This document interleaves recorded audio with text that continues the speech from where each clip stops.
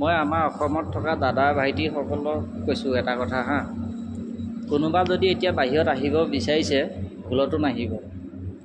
কাৰণ এতিয়া বিশেষকৈ গেছ পাবলৈ নাই, পইচা হ'লেও গেছ পাবলৈ নাই। আৰু হোটেলত খাওঁ বুলি ক'লেও মানে আগৰ নিৰামিষ ভাত যেতিয়া আছিলে 80 টকা 70 টকা প্লেট, এতিয়া এক প্লেট নিৰামিষ ভাতৰ দাম হ'ল 150 টকা। মাংস ভাতটো খাবই নোৱাৰি। আৰু আমাৰ আজি 4-5 দিনমান হৈ গ'ল গেছ শেষ হৈছিলে।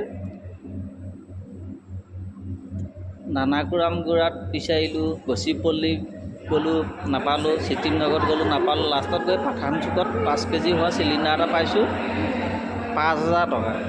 5,000 টকা এক পইচাও নকমাই। 5,000 টকা দি আনিলোঁ হয়, আৰু কেইদিন যায় ঠিক নাই। গেছো সম্পূৰ্ণ ফুলকৈ নাহে। সেইটো কাৰণে মই কৈছোঁ ইয়াত এতিয়া এই এপ্ৰিল মাহত আহিলে বহুত কষ্ট পাবা তোমালোকে।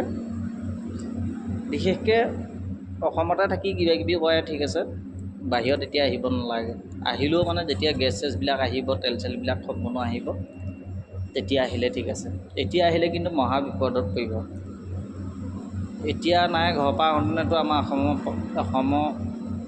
পৰা অহা ল'ৰাবিলাক অসমৰ বাহিৰত অহাৰ লগে লগে পইচা পাতিও তেনেকৈ নাহে, কাৰণ কাম কৰিবলৈ আহে, হাতত টকা পইচা সৰহকৈ লৈ নাহে, ৰুমৰ ভাড়া দিব লাগে। আগতে এটা ৰুমত এজন মানুহত লয় 1,000-1,200। আজিকালি এটা ৰুমত যদি 6জন থাকে, এটা মানুহৰ ৰুমৰ ভাড়া 5,000 আকৌ 30,000 টকা হয়। বহুত মুস্কিল মানে এতিয়া। সেইটো কাৰণে মই মানা কৰি দিছোঁ। এতিয়া বিশেষকৈ গেছৰো দাম হৈ আছে। তাৰপৰা গেছৰ দাম হোৱাটো হৈছে, লকডাউনো হোৱাৰ কথা শুনিছোঁ, হৈ যাবও পাৰে ক'ব নোৱাৰি। সেইটো কাৰণে মই আহিব মানা কৰিছোঁ। অসমৰ পৰা যোনবিলাক দাদা ভাইটি আহোঁ বুলি ভাবিছে এতিয়া বাহিৰত কেতিয়াও নাহিব। এতিয়া আমি যিটো বিপদত পৰি আছোঁ বা যিটো সমস্যাৰ সন্মুখীন হৈ আছোঁ, সেই সমস্যাৰ সন্মুখীন আপোনালোক যেন আহিলে নহ'ব সেইটো মানে নাই। পাৰিলে নাহিলেই ভাল পাওঁ।